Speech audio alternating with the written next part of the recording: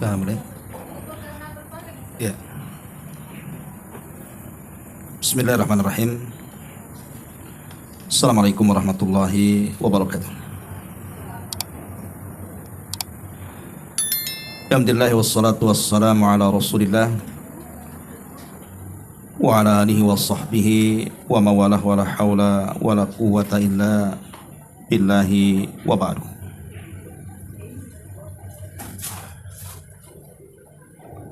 Alhamdulillah di sore ini kita bisa kembali untuk berthalabul ilmi dan kita meneruskan kajian kita. Sekarang sudah masuk pada macam-macam kekufuran. Pada poin keempat, kufur karena berpaling. Maksudnya berpaling dari ajaran Islam, tidak mempercayainya. Adapun dalilnya firman Allah Subhanahu wa taala, walladzina kafaru amma unziru mu'ridun.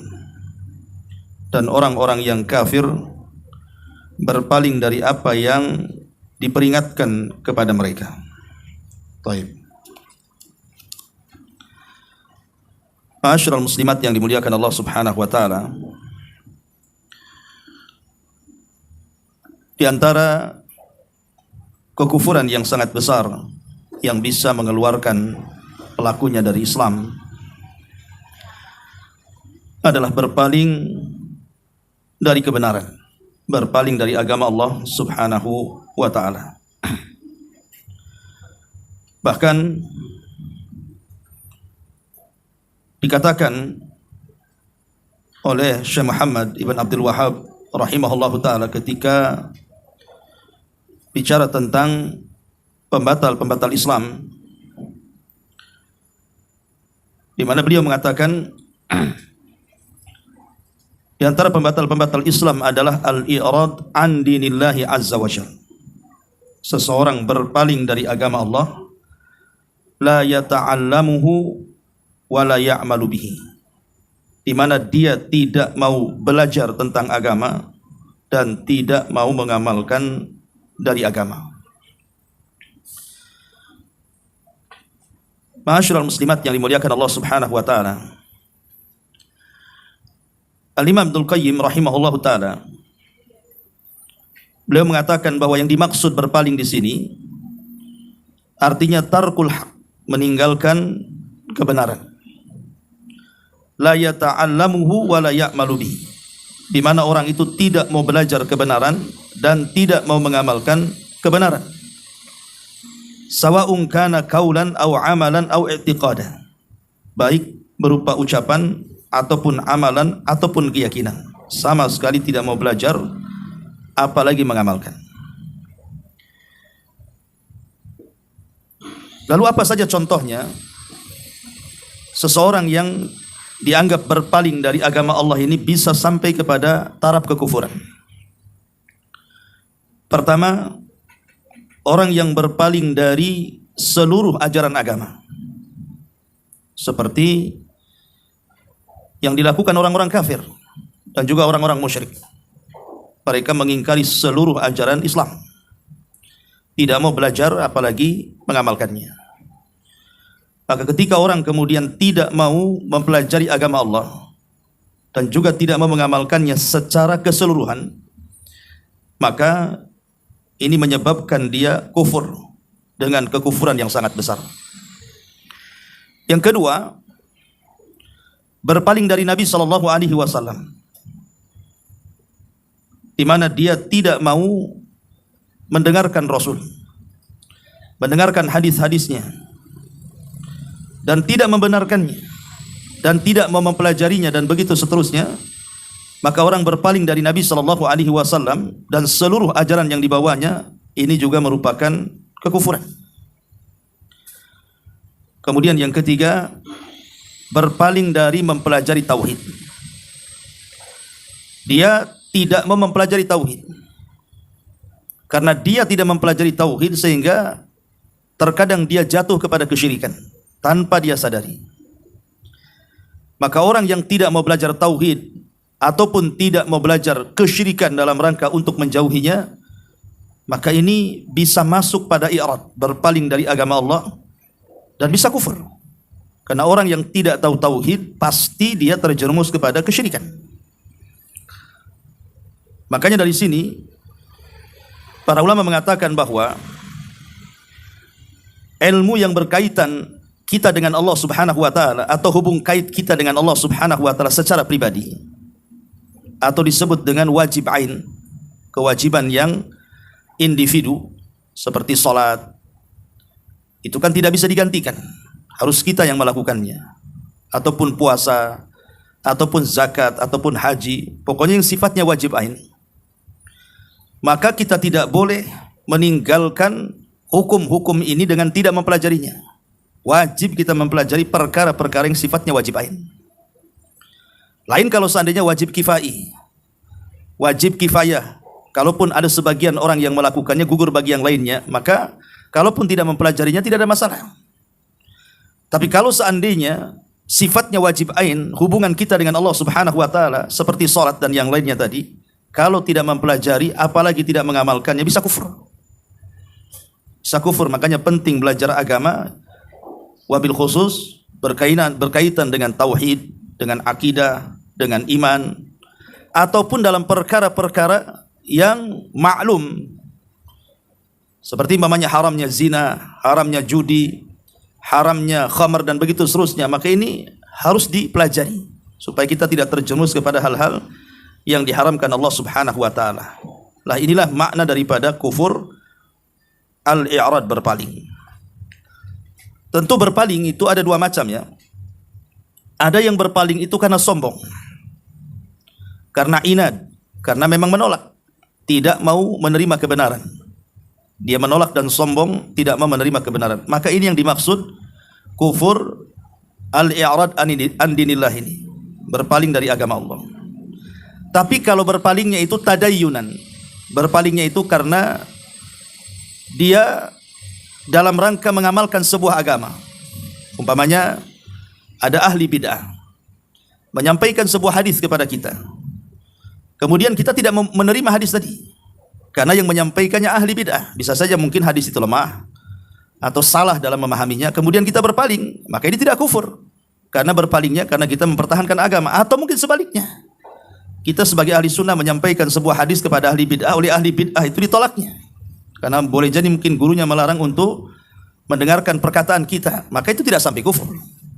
Ya, karena berpalingnya itu karena memegang sebuah keyakinan agama. Jadi yang dimaksud kekufuran berpaling di sini kalau sampai tingkat al-inad wal istikbar, dia menentang dan dia sombong. Seperti siapa? Seperti iblis. Ketika iblis diperintahkan oleh Allah Subhanahu wa taala untuk sujud kepada Adam, apa yang dilakukan iblis? Aba wastakbar. Dia enggan, berpaling, dan dia sombong. Makanya Allah mengatakan, illa iblis aba wastakbara wa kana minal kafirin. Ketika kebenaran datang kepada iblis, dia enggan kemudian sombong, maka jadilah iblis orang kafir. Jadi kekafiran dalam masalah kufur inad ini kalau disertai dengan penentangan dan kesombongan. Ma'asyiral muslimat yang dimuliakan Allah Subhanahu wa taala. Adapun bahayanya, bahaya kekufuran inad ini disebutkan di beberapa ayat di dalam Al-Qur'anul Karim. Dan Allah Subhanahu wa taala sangat mencela perbuatan ini. Contoh saja di dalam surah Al-Anbiya ayat 24. Allah Subhanahu wa taala berfirman, Amit takhadu min dunihi alihatan. Qul hatu burhanakum. Hadza dzikrum man ma'iya wa dzikrum man qabli. Bal aktsaruhum la ya'lamunal haqqa fahum mu'ridun. Apakah mereka mengambil tuhan-tuhan selainnya? Katakanlah wahai Muhammad, kemukakanlah alasan-alasanmu. Ini ajaran tauhid adalah sesuatu yang selalu diingatkan kepada orang-orang yang bersamaku dan kepada orang-orang sebelumku. Akan tetapi kebanyakan mereka tidak mengetahui yang hak dan mereka pun berpaling dari kebenaran. Lihat bagaimana di sini Allah Subhanahu wa taala mengatakan fahum mu'ridun. Orang-orang yang menolak tauhid, mereka dianggap orang-orang yang berpaling. Maka Allah Subhanahu wa taala mencela di sini. Ma'asyiral muslimat yang dimuliakan Allah Subhanahu wa taala. Adapun bahaya kekufuran al-i'rad, berpaling dari kebenaran ini atau dari agama Allah ini. Pertama, ya, mereka orang-orang yang berpaling dari agama Allah Subhanahu wa taala adalah sezalimnya manusia. Mereka adalah sezalimnya manusia. Disebutkan dalam surah Al-Mu'minun disebutkan dalam surah Al-Kahfi ayat 57. Surah Al-Kahfi ayat 57. Allah Subhanahu wa taala mengatakan, "Wa man adlamu mimman dzukira bi ayati rabbi." Dan siapakah yang lebih zalim? Siapakah yang lebih zalim daripada orang-orang yang diperingatkan dengan ayat-ayat Rabbnya? Fa'arada anha wa nasiya ma qaddamat yadah inna ja'alna ala qulubihim akinnatan an yafqahuhu wa fi adanihim waqra wa in tad'uhum ilal huda falan yahtadu idzan abada. Dan siapakah yang lebih zalim daripada orang-orang yang telah diperingatkan dengan ayat-ayat Rabbnya, lalu dia berpaling darinya dan melupakan apa yang telah dikerjakan oleh kedua tangannya. Sungguh kami telah menjadikan hati mereka tertutup sehingga mereka tidak bisa memahami. Dan kami letak pula sumbatan di telinga mereka, kendati pun engkau wahai Muhammad menyuruh mereka kepada petunjuk, niscaya mereka tidak akan mendapatkan petunjuk selama-lamanya. Lihat di sini bahaya orang yang berpaling. Mereka dianggap manusia yang paling zalim. Sebab orang yang berpaling ini menyebabkan kejahilan di sini. Dari mana kita tahu bahwa berpaling menyebabkan kejahilan? Karena di sini Allah Subhanahu wa taala mengatakan, sungguh kami telah menjadikan hati-hati mereka tertutup sehingga mereka tidak mampu memahami karena kejahilannya. Karena berpaling akhirnya jahil, kemudian tidak bisa memahami. Sehingga orang yang seperti ini kalau diajak kepada petunjuk pasti mereka akan menolaknya. Ini yang pertama. Berpaling dari agama Allah Subhanahu wa taala adalah sezalimnya kezaliman. Yang kedua, di antara a'dhamu uqubatin dunyawiyatin, kata ulama, di antaranya juga bahaya kufur i'rad ini secara duniawi, di mana Allah Subhanahu wa taala akan menutup hati-hati mereka sehingga mereka tidak bisa melihat kebenaran. Dan itu disebutkan di dalam surah Al-Kahfi tadi yang kita baca, di mana Allah Subhanahu wa taala katakan, inna ja'alna ala qulubihim akinnatan, dan sungguh kami jadikan di hati mereka tertutup, an yafqahuhu, untuk memahami kebenaran. Dan ini bahaya. Kalau di dunia hati seseorang sudah ditutup dari kebenaran, maka dipastikan dia sesat. Ya. Orang kalau sudah tertutup dari hidayah, itu pasti sesat orang itu. Dan ini bahaya kekufuran i'rad, berpaling dari agama Allah ini. Kemudian yang ketiga, Allah Subhanahu wa taala mengancam di dalam Al-Qur'anul Karim, di mana Allah mengatakan dalam surah Sajdah ayat 22, "Wa man adlamu mimman dzukira bi ayati rabbih tsumma a'rada anha inna minal mujrimina muntakimun." Dan siapakah yang lebih zalim daripada orang-orang yang telah diberikan peringatan dengan ayat-ayat Rabbnya, kemudian dia berpaling dari ayat-ayat tersebut. Sesungguhnya kami akan memberikan pembalasan kepada orang-orang yang berbuat dosa itu. Lihat, Allah mengancam di sini. Kami akan memberikan balasan nanti kelak pada hari kiamat kepada orang-orang yang berpaling dan berbuat dosa itu. Dan kalau Allah sudah mengancam, bahaya, ya. Karena ancaman Allah Subhanahu wa taala akan berbeda dengan ancaman makhluknya. Ancaman Allah Subhanahu wa taala sangat berat sekali. Kemudian yang keempat, Allah Subhanahu wa taala samakan orang-orang yang berpaling itu seperti keledai. Dan itu disebutkan dalam surah Al-Mudaththir ayat 49 sampai 51. Fama lahum anit tadhkirati mu'ridin ka'annahum humurun mustanfirah farrat min qaswara. Maka mengapa mereka, maksudnya orang-orang kafir itu, berpaling dari peringatan Allah Subhanahu wa taala, seakan-akan mereka adalah keledai liar yang lari terkejut, lari dari singa yang mengejarnya. Lihat bagaimana Allah Subhanahu wa taala mempermisalkan orang-orang yang berpaling itu seperti keledai liar, seperti binatang. Naudzubillah. Ya. Kemudian juga yang kelima, orang-orang yang berpaling itu mereka terancam dengan ancaman Nabi sallallahu alaihi wasallam. Sebagaimana disebutkan dalam surah Fussilat ayat 13. Fa in a'radu faqul anzartukum sa'iqatan mithla sa'iqati 'adin wa thamud. Jika mereka berpaling, maka katakanlah wahai Muhammad, aku telah memperingatkan kalian dengan petir seperti petir yang menimpa kaum Ad dan juga kaum Thamud. Ayat ini dibaca Nabi SAW kepada Al-Walid ibn Mughirah. Ketika Al-Walid ibn Mughirah ini datang kepada Nabi SAW dalam rangka tanazul. Tanazul itu maksudnya mengalah, untuk Nabi SAW mau menerima keyakinan mereka dan mengatakan, sudah begini saja wahai Muhammad, bagaimana kalau seandainya kami sembah Tuhanmu setahun, tapi tahun depan kau sembah Tuhan kami setahun. Terus sampai kepada penawaran terhadap harta, tahta dan wanita. Kalau engkau ingin harta dengan dakwahmu, sudah berhenti saja, kami akan berikan harta yang banyak. Kalau engkau ingin wanita, kami akan carikan wanita tercantik dari wanita-wanita Quraisy. Kalau engkau ingin kedudukan, kami jadikan kau pemimpin kami.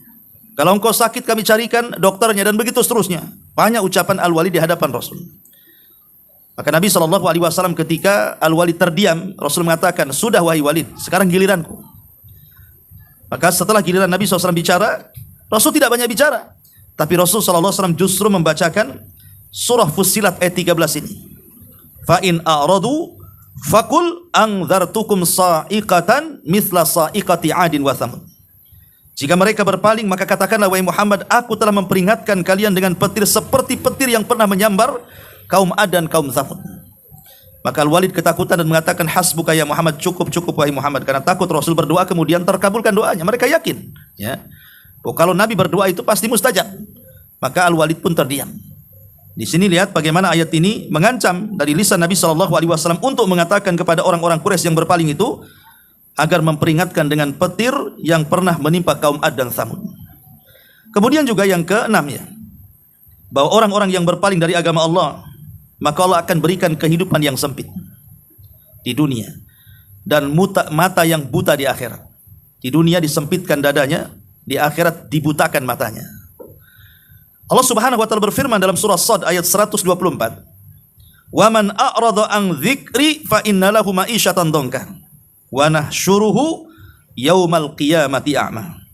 Dan barang siapa berpaling dari peringatanku, maka sungguh baginya kehidupan yang sempit di dunia, dan kami akan menghimpunkan pada hari kiamat dalam keadaan buta. Lihat bagaimana ancaman bagi orang-orang yang berpaling dari agama Allah, berpaling dari Nabi, berpaling dari Tauhid, maka mereka akan disempitkan hatinya di dunia dan akan dibutakan matanya di akhirat. Kemudian juga yang nomor 7, kelak pada hari kiamat, maka mereka akan mendapatkan azab yang sangat berat. Dan itu disebutkan di dalam surah Jin ayat 17, di mana Allah mengatakan, wa man yu'rid an dzikri rabbih yaslukhu adaban sa'ada. Dan barang siapa berpaling dari peringatan Rabbnya, niscaya akan dimasukkan ia ke dalam azab yang sangat-sangat berat. Azab yang sangat berat. Kemudian juga yang nomor 8, orang yang berpaling dari agama Allah Subhanahu wa taala, maka mereka akan dikuasakan setan. Setan akan menguasainya dan akan menjadi teman baiknya. Juga disebutkan dalam surah Zuhruf ayat 36, wa man ya'shu an dzikri rahmani nuqayyid lahu syaitanan fa huwa lahu qarin. Barang siapa yang berpaling dari pengajaran Rabbnya Ar-Rahman, maka kami adakan baginya syaitan yang akan menyesatkannya, maka syaitan itulah yang akan menjadi teman yang selalu menyertainya. Jadi orang yang berpaling dari agama Allah, berpaling dari nabinya, berpaling dari ajaran-ajaran tauhid, maka akan dikuasakan kepadanya setan sehingga setan akan menyesatkannya dan setan akan selalu menjadi temannya, naudzubillah. Ya. Ma'asyiral muslimin, muslimat yang dimuliakan Allah Subhanahu wa taala. Termasuk juga di antara yang kesembilan, di antara ancaman orang-orang yang berpaling adalah Allah Subhanahu wa taala akan memalingkan hatinya sesuai dengan keinginannya berpaling. Dan itu disebutkan di dalam surah An-Nisa ayat 115. Wa man yushakikir rasulah min ba'di ma tabayyana lahul huda wa yattabi ghaira sabilil mu'minin nuwallihi ma tawalla wa nuslihi jahannam wa sa'at masira. Barang siapa yang berpaling dari Rasul setelah jelas keterangan petunjuk kepadanya dan mengikuti jalan selain jalan orang-orang yang beriman, nuwallihi ma tawalla, kami akan palingkan sesuai keinginannya berpaling. Wa nuslihi jahannam, dan kami masukkan ke jahannam, wa sa'at masira, dan jahannamlah seburuk-buruk tempat. Lihat bagaimana Allah Subhanahu wa taala akan memalingkan sesuai dengan kehendak dia berpaling. Jadi kalau orang ini tidak mau mempelajari agama Allah, maka Allah sesatkan sekalian. Ya. Jadi kalau orang berpaling dari agama Allah itu Allah palingkan sekali. Naudzubillah kalau sudah seperti ini. Ya. Ma'asyiral muslimat yang dimuliakan Allah Subhanahu wa taala. Bahkan Allah Subhanahu wa taala memerintahkan kita untuk berpaling dari orang yang berpaling dari agama Allah. Kita disuruh menjauh dari mereka. Kita tidak boleh mendekati orang-orang yang berpaling dari agama Allah. Seperti Allah Subhanahu wa taala firmankan dalam surah An-Najm ayat 29. Fa'arid amman tawalla an dzikrina wa lam yurid illa al-hayatad dunya. Maka berpalinglah wahai Muhammad dari orang-orang yang berpaling dari peringatan kami. Jadi Allah perintahkan kita untuk berpaling dari orang-orang yang berpaling. Dan itu sebagai hukuman dari Allah Subhanahu wa taala, dan juga disebutkan dalam surah Al-Kahfi ayat 28, wala tuti' man aghfalna qalbahu an dzikrina wattaba'a hawah wa kana amruhu furudha. Dan janganlah kamu mengikuti orang-orang yang hatinya telah kami lalaikan dari mengingat kami serta menuruti hawa nafsunya, dan adalah keadaannya sungguh melewati batas. Ma'asyiral muslimat yang dimuliakan Allah Subhanahu wa taala. Inilah di antara bahaya orang-orang yang berpaling dari ajaran Islam. Mereka tidak mau mempelajari Islam, ataupun berpaling dari Nabi, tidak mau mempelajari Nabi, tidak mau mendengarkan hadis-hadisnya, sunnah-sunnahnya, hidayah-hidayah yang dibawanya, ataupun cuek dengan tauhid, tidak mempelajari tauhid, tidak mempelajari syirik untuk menjauhinya. Maka inilah balasan yang akan ditimpakan kepada mereka. Baik, ma'asyiral muslimat yang dimuliakan Allah Subhanahu wa taala. Lalu apa sih penyebabnya? Kenapa orang itu sampai berpaling? Apa sih penyebabnya? Kenapa orang itu bisa berpaling dari agama Allah Subhanahu wa taala? Pertama, disebutkan di sini annal i'rad anillah, bahwa orang berpaling dari Allah atau dari agama Allah Subhanahu wa taala, penyebabnya adalah haddun minad dunya yusaitiru 'alal abdi. Ketika seseorang itu dikuasai oleh dunia, ketika orang itu sudah mabuk dunia, cinta dunia, pasti dia lupa agama. Orang kalau sudah mengejar dunia, pasti dia akan melupakan akhirat. Makanya disebutkan di dalam Al-Quranul Karim tentang orang-orang seperti ini. Surah Al-A'raf ayat 175 sampai 176. Di mana Allah Subhanahu wa taala berfirman, "Watslu 'alaihim naba'al ladzina atainahu ayatina fansalakha minha fa'atba'ahu syaitan fakana minal ghawin." Bacakan wahai Muhammad kepada mereka tentang kisah orang yang kami berikan ayat-ayat kami, kemudian dia pun mengganti baju keimanan menjadi kekufuran, dan setan pun mengikutinya, maka dia menjadi sesat. Walau syi'na la rafa'nahu biha, kalau kami mau kami angkat derajatnya, walakinnahu akhlada ilal ardi, tetapi dia memilih untuk mengejar dunia. Wattaba'a hawah, dan mengikuti hawa nafsunya. Famathaluhu kamathali kalbi in tahmil alaihi yalhath aw tatrukhu yalhath. Maka permisalannya seperti anjing, jika kau biarkan tetap menjulur lidahnya, atau kau halau pun tetap menjulur lidahnya. Dzalika mathalul qaumil ladzina kadzdzabu biayatina. Itulah permisalan orang-orang yang mendustakan ayat-ayat kami. Faqsusil qasasa, maka kisahkanlah kisah-kisah ini, la'allahum yatafakkarun, agar mereka bisa berfikir. Ayat ini menceritakan tentang satu tokoh dari tokoh-tokoh Bani Israel, namanya Bal'am ibn Ba'urah. Bal'am ibn Ba'urah. Jadi di Quran itu dalam surah Al-A'raf ayat 176, 175 itu mengkisahkan tentang seorang ulama di zaman Bani Israel namanya Bal'am ibn Ba'urah. Bal'am ibn Ba'urah ini, Bu, itu memiliki pengetahuan tentang nama-nama Allah yang agung. Sehingga Bal'am ibn Ba'urah ini, kalau dia berdoa kepada Allah Subhanahu wa taala, hampir-hampir doanya tidak mungkin ditolak, pasti diijabah. Itulah kelebihan Bal'am ibn Ba'urah karena memiliki nama-nama Allah yang agung. Satu hari Nabi Musa alaihi salatu wasallam setelah membawa Bani Israel menuju tanah perjanjian di Palestina, berhasil keluar dari kejaran Fir'aun dan Fir'aun ditenggelamkan di Laut Merah bersama pasukannya. Maka Musa pun dalam perjalanan menuju Palestina singgah melewati sebuah bukit namanya Bukit Husban. Jadi ada bukit namanya Bukit Husban. Lah bukit ini memanjang sampai kemudian ke daerah yang Bal'am hidup di situ. Di daerah Amalikoh namanya. Jadi orang-orang Amalikoh itu mendengar bahwa Musa membawa pasukannya akan melewati daerahnya.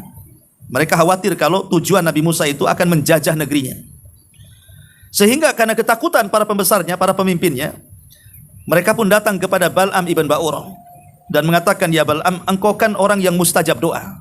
Kau kalau berdoa kan pasti dikabulkan. Bisa enggak engkau berdoa kepada Allah untuk kehancuran Musa dan Bani Israel supaya mereka tidak menjajah kami? Maka pada awalnya Bal'am ibn Ba'urah tak mau. Celaka kalian, yang saya doakan ini bukan orang biasa, dia seorang nabi, dia seorang rasul, dia kalimur rahman, dia ulul azmi, tidak mau saya. Tetapi lama-lama para pejabat di daerah itu datang kepada Bal'am menawarkan dunia, menawarkan kekuasaan, menawarkan jabatan, menawarkan kekayaan, menawarkan dunia. Pada awalnya menolak, tapi lama-lama terpengaruh. Akhirnya mau. Subhanallah, lihat. Padahal dia ulama tuh. Akhirnya kemudian dia pun menuruti apa kata para pejabat di daerahnya. Mulailah Bal'am pun mendoakan keburukan kepada Musa dan kaumnya Bani Israel.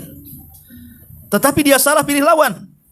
Yang didoakan itu Nabi Musa, sehingga akhirnya ketika dia mendoakan Nabi Musa, lidahnya kepleset-pleset. Yang harusnya didoakan kehancuran itu Musa dan kaumnya, malah kemudian yang didoakan kehancuran itu adalah pejabat-pejabat yang memintanya. Marahlah pejabat-pejabat ini. Kata pejabat-pejabat ini, kami meminta engkau mendoakan kehancuran kepada Musa dan pengikutnya, kau pula berdoa kehancuran kepada kami, katanya. Kata Bal'am, tidak tahu, lidahku kepleset-pleset, katanya. Ya, nggak tahu seperti itu, kata Bal'am. Maka Bal'am pun kemudian mengatakan, khasirat dunya wal akhirah, telah rugi duniaku dan akhiratku, katanya. Tetapi karena Bal'am sudah tidak mustajab lagi doanya, dia sudah lancang mendoakan keburukan kepada nabinya, ya, walaupun tidak dikabulkan, tapi Bal'am ini otaknya cerdas, namanya ulama, ya. Dia mengatakan kepada para pejabat, gini saja, doaku sudah tidak makbul lagi, katanya. Kita buat supaya mereka hancur, buat mereka bermaksiat kepada Allah Azza wa Jalla. Buat salah satu orang pilihan dari Musa itu berzina. Kemudian mereka mengatakan, bagaimana caranya? Kata Bal'am, dandani gadis-gadis kalian, wanita-wanita kalian, kemudian bawa barang-barang dagangan, pura-pura berjualan makanan kepada mereka. Karena mereka sedang berkemah di Bukit Husban, dekat daerah mereka. Akhirnya betul, dikirimlah wanita-wanita, dicantikin, didandanin gitu ya. Kemudian pura-pura menjual makanan. Subhanallah. Ada salah seorang dari orang-orang pilihan Nabi Musa terpincut dengan salah satu dari wanita itu. Qadarullah, akhirnya berzina. Lah gara-gara berzina satu orang anak pilihan Nabi Musa ini, orang pilihan Nabi Musa ini, dari sinilah kemudian turun azab kepada Bani Israel. Turun azab, turun ta'un, ya, yang membunuh banyak orang tuh penyakit ta'un itu. Sehingga Nabi Musa heran, kenapa Allah Subhanahu wa taala mengiring azab kepada kaumnya. Akhirnya Nabi Musa meminta kepada orang-orang untuk dicari penyebabnya. Rupanya mereka tahu bahwa ada seseorang yang terpincut dengan wanita tempatan kemudian berzina. Lebih celakanya lagi, ketika sudah tahu, dia malah kemudian menentang Nabi Musa dan tidak bertobat. Akhirnya kemudian ada salah seorang datang ke tendanya dan dia sedang berzina, kemudian tombaknya ditancapkan di punggungnya sampai tertusuk nembus kepada perempuannya. Kemudian diangkat ke langit dan mengatakan, beginilah ya Rabb, balasan orang-orang yang telah bermaksiat kepada Allah dan Rasulnya. Setelah kejadian itu, maka azabnya kemudian diangkat. Maka turunlah ayat ini, ya. Allah Subhanahu wa taala mengatakan, watslu alaihim naba'al ladzina atainahu ayatina. Bacakan kepada mereka wahai Muhammad tentang kisah Bal'am. ya, yang telah kami berikan tanda-tanda kuasa kami, menguasai Ismul A'zam, nama-nama Allah yang agung. Fansalakha minha, tiba-tiba insalah. Insalah itu kalau bahasa Arab kayak ular ganti pakaian. Kan ular itu kan suka ganti kulit tuh. Itu bahasa Arabnya namanya insalah. Jadi seolah-olah Bal'am ini melucuti pakaian keulamaannya. Dia sudah tidak jadi ulama lagi. Fansalakha minha fa'atbahu syaitan, setan pun mengikuti dia. Biasanya orang ikuti setan, ini setan ikut dia. Terbalik, ya. Nah, kemudian Allah katakan fakana minal ghawin, jadilah Bal'am itu orang yang sesat. Padahal kata Allah, walau syi'na la rafa'nahu biha, kalau kami berkehendak kami angkat derajat Bal'am itu. Karena dia ulama masalahnya. Tetapi walakinnahu akhlada ilal ard, dia memilih dunia, memilih jabatan, memilih kekayaan, memilih kepemimpinan, wattaba'a hawah, dan mengikuti hawa nafsunya. Famathaluhu kamathalil kalbi, maka permisalannya seperti anjing, kata Allah. Ya. Jadi berpalingnya Bal'am dari kebenaran, padahal dia sudah tahu kebenaran, bahkan dia ulamanya. Karena apa? Karena dunia. Makanya lihat orang-orang yang mengejar dunia itu, Bu. Orang-orang yang gila dengan dunia itu. Mana mereka mikir agama? Enggak mikir agama. Jangan bicara soal belajar, sholat pun tidak orang tuh. Orang yang mengejar dunia itu, Masya Allah, naudzubillah, ya, berlindung dari dunia. Mereka jangan bicara belajar. Kewajiban mereka tinggalkan lo biasa-biasa saja. Ya tidak sholat merasa tidak berdosa, kan gitu ya. Tidak puasa ya tenang-tenang saja. Mereka kaya sudah bisa haji, tidak haji pun merasa ya biasa-biasa saja. Naudzubillah. Maka sebab berpaling orang dari agama Allah itu karena terkuasakan dunia kepada dia. Ini contohnya Bal'am ibn Ba'urah. Kemudian juga yang kedua, di antara penyebabnya bukan hanya sekadar dunia saja, tapi tawaffuru an-ni'ami 'alal ibad sababun lil i'rad. Atau bukan hanya dikuasakan dunia, tetapi juga terlampau banyak nikmat yang Allah Subhanahu wa taala berikan kepada dia. Kalau terlalu mengejar dunia itu kan tidak mesti orang kaya. Ada orang miskin pun mereka kerja itu tidak kenal siang, tidak kenal malam. Mereka kerja saja yang penting dapat uang dan bisa makan. Terkadang mereka meninggalkan sholat, meninggalkan puasa dan begitu seterusnya, ya. Tetapi ada orang-orang itu yang sudah diberikan banyak nikmat. Dia sudah kaya, tidak perlu kerja. Udah kaya, ngapain kerja, kan gitu. Diberikan nikmat banyak. Diberikan pasangan yang bagus, anak-anak yang bagus, harta yang bagus. Terkadang banyaknya nikmat yang Allah anugerahkan kepadanya melupakan zat yang memberikan nikmat kepadanya, Allah Subhanahu wa taala. Ini juga seperti itu, ya. Makanya Allah Subhanahu wa taala berfirman dalam surah Fussilat ayat 51 itu, wa idza an'amna 'alal insan, dan apabila kami memberikan banyak nikmat kepada insan manusia, a'radha, dia pun terkadang berpaling. Terkadang berpaling tuh. Yang lebih terkecohnya terkadang orang-orang yang diberikan banyak nikmat itu merasa bahwa mereka orang yang paling dicintai Allah. Kalau memang Allah tidak cinta, ngapain Allah kasih harta banyak sama saya, katanya. Ya, kalau Allah benci pasti saya tidak mungkin kaya. Berarti dengan kayanya saya, dengan senangnya saya, itu tanda Allah cinta kepada saya. Dia tidak sadar bahwa itu adalah istidraj. Ya, istidraj itu sengaja Allah beri, nanti pada waktunya azab akan turun kepada mereka. Kan seperti itu. Padahal kalau memang tanda cinta Allah itu diukur daripada kekayaan, kenapa Qarun diazab? Kenapa Qarun diazab? Kenapa Fir'aun ditenggelamkan? Kenapa Namrud dihinakan? Mereka orang-orang yang berkuasa kaya raya. Menunjukkan bahwa kekayaan bukan sebab cintanya Allah kepada manusia.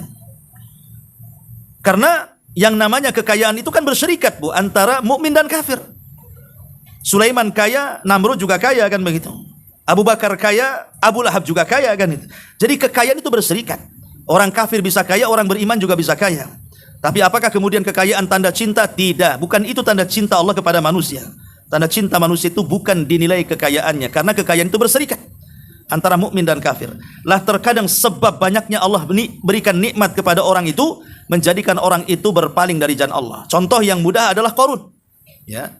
Ketika dia miskin, dia orang yang paling taat dengan Nabi Musa, bahkan disebut munawwir, wajahnya bercahaya karena ahli membaca Taurat. Suka diundang kemana-mana untuk membacakan Taurat. Sekarang lah ada orang yang suaranya bagus ketika membaca Quran, qari atau qari'ah itu suka diundang kemana-mana, dibayarkan itu. Lah Qarun tuh kayak gitu tuh. Diundang sana, diundang sini untuk membaca Taurat karena suaranya indah. Sampai disebut munawwir tadi, wajahnya itu sangat terpancar cahaya saking suka membaca Taurat itu. Itu lagi miskin tuh.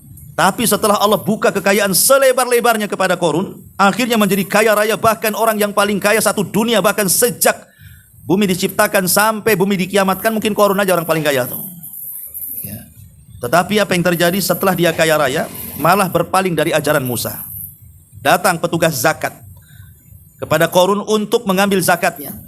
Qarun malah mengatakan, innama utituhu min ilmin indi. Enak saja kau datang ambil zakat. Ini kekayaan hasil jerih payahku katanya. Hasil kecerdasanku. Jadi dia nisbatkan kekayaan kepada dirinya, tidak dinisbatkan kekayaan kepada Allah. Ya, ini kekayaan itu karena aku cerdas, ya wajar. Seperti zaman sekarang, ya wajarlah saya ini kaya, saya kan profesor, doktor, pilot, macam-macam kan. Dia tidak tahu bahwa kekayaan itu yang mendatangkan Allah. Nah, ini kan bahaya ananiyah ini. Ketika mengatakan anak-anak saya dan begitu seterusnya. Itulah Qarun. Ya. Makanya ketika Qarun mulai berpaling dari ajaran Nabi Musa alaihi salatu wasallam, bahkan sudah berani, bukan hanya berpaling, berani memfitnah Nabi Musa. Dengan menyediakan seorang wanita, kemudian dibayar, disuruh mengaku dia berzina dengan Nabi Musa di hadapan manusia. Tapi Allah takdirkan, Allah jaga Nabi Musa dari tuduhan itu. Ketika berkumpul manusia, didatangkan wanita yang sudah dibayar Qarun, disuruh mengaku berzina dengan Nabi Musa, tak jadi ngomong wanita ini. Kemudian dia mengatakan, sungguh aku diperintah Qarun untuk memfitnah Nabi Musa. Oh, marah Nabi Musa.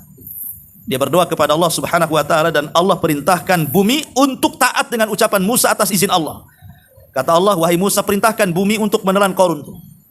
Maka Musa pun kemudian merintahkan bumi untuk menelan Qarun. Maka belahlah bumi, kemudian Qarun terperosok dan seluruh kekayaannya masuk ke dalamnya.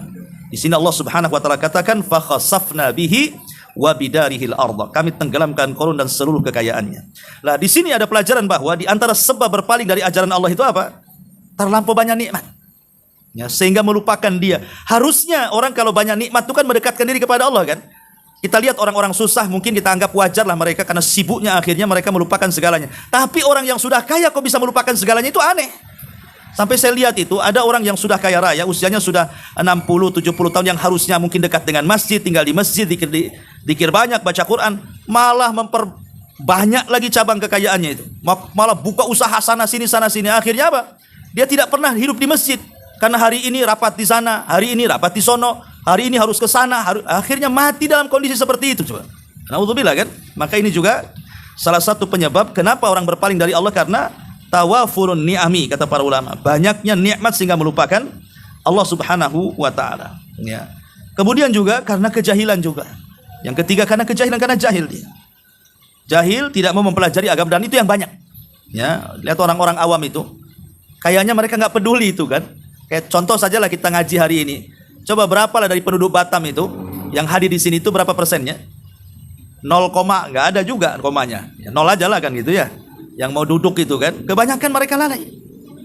Mereka sukanya majelis hura-hura, kalau diundang orkesan, diundang ya, musik-musikan, ya mungkin mereka datang, nggak diundang aja paling depan dia. Ya. Tapi kalau sudah pengajian itu subhanallah. Nah, ini karena kejahilan mereka. Mereka nggak paham kalau kejahilan ini menjadikan orang berpaling dari ajaran Allah, dan ini mengantarkan kepada kekufuran. Karena orang jahil akhirnya nggak kenal sholat, padahal itu wajib bagi dia. Nggak kenal puasa, padahal wajib bagi dia. Nggak kenal zakat, nggak kenal haji. Akhirnya hidupnya kayak binatang jadinya. Makan, minum, ya buang hajat, tidur, besoknya gitu lagi. Apa seperti itu sampai dia mati? Ya, makanya ini juga diantara bentuk i'rad kepada Allah subhanahu wa ta'ala. Wallahu alam. Ya. Kemudian juga karena hawa nafsu. Ya, dia menyimpang dari ajaran Allah subhanahu wa ta'ala. Ma'asyiral muslimat yang dimuliakan Allah azza wa jalla. Kemudian pembahasan terakhir tentang beberapa orang-orang yang menyimpang dari ajaran Allah. Pertama, ada orang yang berpaling dari ajaran Allah atau agama Allah itu dengan lisan dan hatinya. Jadi lisan dan hatinya itu betul-betul berpaling, tidak mau mengenal Allah subhanahu wa ta'ala. Maka inilah hakikat kekufuran orang kafir. Betul-betul lisannya, betul-betul hatinya tertutup, tidak mau mempelajari agama Allah. Yang kedua, ada secara lahiriah dia menerima ajaran Allah. Menerima ajaran Allah, ya, dengan lisannya, tapi berpaling dari hatinya. Lisannya menerima, tapi hatinya berpaling. Itulah orang-orang munafik. Menampakkan keislaman tapi menyembunyikan kekufuran. Kemudian yang ketiga, ada orang-orang yang hati dengan lisannya menerima syariat. Ada orang yang lisannya yang menerima, hatinya yang menerima gitu ya. Tetapi ada sebagian syariat itu yang tidak cocok dengan hawa nafsunya, dia tolak. Kalau yang cocok dia terima. Kalau yang tidak cocok, saya tolak. Nah, ini juga berpaling, tidak boleh.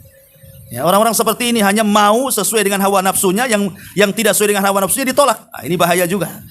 Nah, maka ini juga salah satu bentuk berpaling. Ya. Ataupun yang keempat, berpaling tidak mau menerima nasihat, tidak mau diingatkan, ya, bahkan tidak mau mendengar. Apalah itu, ngapain juga hadir di majelis taklim? Tidak perlu saya. Ya, saya bisa baca sendiri, saya bisa dengar di YouTube. Pokoknya ada orang-orang yang tidak mau menerima nasihat, maka ini juga dianggap berpaling dari ajaran-ajaran Allah Subhanahu wa taala. Wallahu a'lam bishawab. Ini di antara pembahasan yang keempat, al-i'rad, di antara kekufuran adalah berpaling dari agama Allah Subhanahu wa taala. Wallahu a'lam. Ini sudah 5:30 juga. Baik, sebelum saya tutup, kalau ada bertanya silakan. Iya. Tadi dijabarkan ada penyebab orang-orang itu berpaling. Yang kedua yaitu terlalu banyak nikmat yang Allah beri sehingga ia lupa dan sekedar berpaling berbuat seperti korun. Yang ingin ditanyakan, apakah ada orang yang dia dalam keadaan sangat susah dan sangat menderita sehingga membuatnya itu berpaling dari ajaran Allah? Ya, alhamdulillah ada hadis, tapi hadis ini lemahkan oleh para ulama. Hampir-hampir kefakiran itu mendekati kekufuran. Tapi hadis ini tidak sahih. Tapi maknanya benar. Maknanya benar gitu ya. Karena rata-rata kita lihat orang-orang fakir itu, karena sibuknya dia memikirkan makan dia dan keluarganya, terkadang dia melupakan hak-hak dia kepada Allah Subhanahu wa taala. Makanya kenapa kata Nabi SAW, badiru bil a'mal, bersegeralah kalian untuk mengamalkan amalan-amalan sebelum datang 7 perkara. Salah satunya apa? Faqran munsiyah, sebelum datang kefakiran yang melupakan. Karena kalau orang sudah fakir itu lupa dengan Allah biasanya. Kemana kamu tak ngaji? Aduh, sibuk.